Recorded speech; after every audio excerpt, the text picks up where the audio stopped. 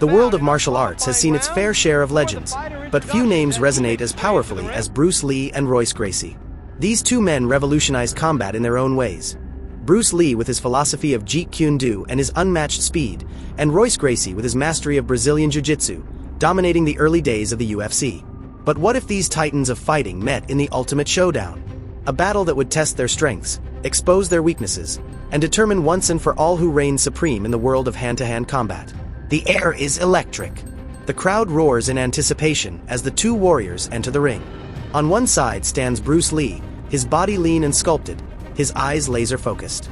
He moves with an energy that seems almost supernatural, every muscle in his body coiled like a panther ready to strike.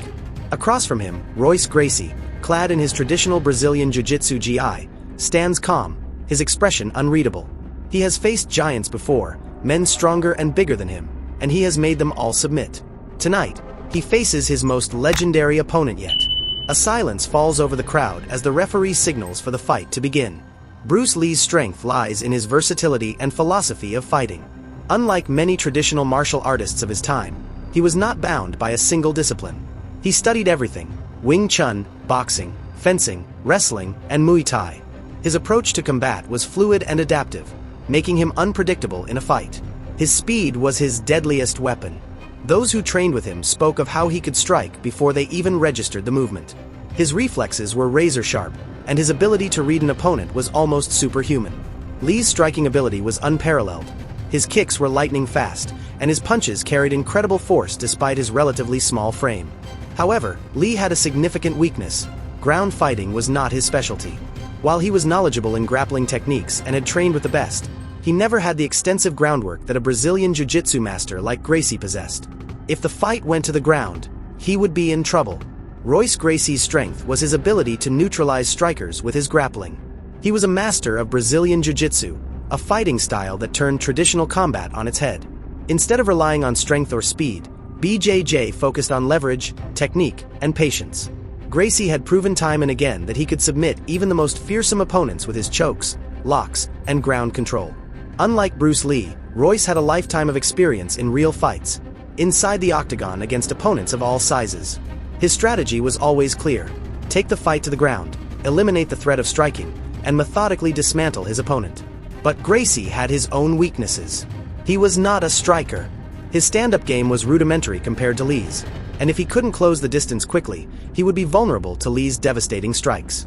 Furthermore, Bruce's agility and movement made him a difficult target. Gracie had to find a way to get close without getting knocked out. As the fight begins, Bruce Lee wastes no time. He explodes forward, unleashing a blindingly fast sidekick aimed at Gracie's midsection. The crowd gasps as the impact echoes through the arena. Gracie stumbles but remains standing. He knows he must close the distance. Standing toe-to-toe with Bruce Lee is a death sentence. Gracie feints forward, attempting to bait Lee into another strike. Lee doesn't fall for it. Instead, he circles, staying light on his feet, looking for an opening. Then, with a burst of speed, he launches a flurry of punches. His hands move like a blur, striking with surgical precision. Gracie covers up, absorbing the blows, but he's feeling the sting of each hit. Then it happens. Gracie seizes an opportunity. He lunges forward, wrapping his arms around Lee's waist, attempting to drag him to the ground. For a moment, it looks like Lee is in trouble. But with incredible agility, he pivots, slipping out of Gracie's grasp and delivering a crushing elbow strike to the temple. The crowd erupts. Gracie shakes it off. He knows he cannot let this fight remain standing. Again, he shoots in for a takedown, this time with more commitment.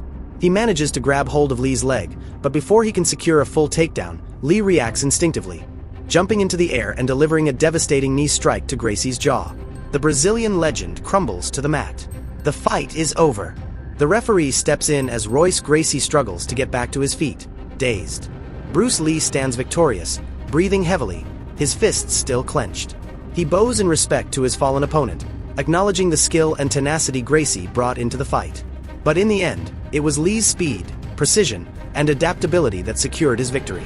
While Gracie's grappling was world-class, he was unable to get past Lee's striking arsenal. Every attempt to take the fight to the ground was met with lightning-fast counters and devastating strikes. Lee's ability to read his opponent and react instantaneously proved to be the ultimate difference. Many had doubted whether Bruce Lee's abilities would hold up against a trained fighter in a real match. Tonight, he silenced those doubts.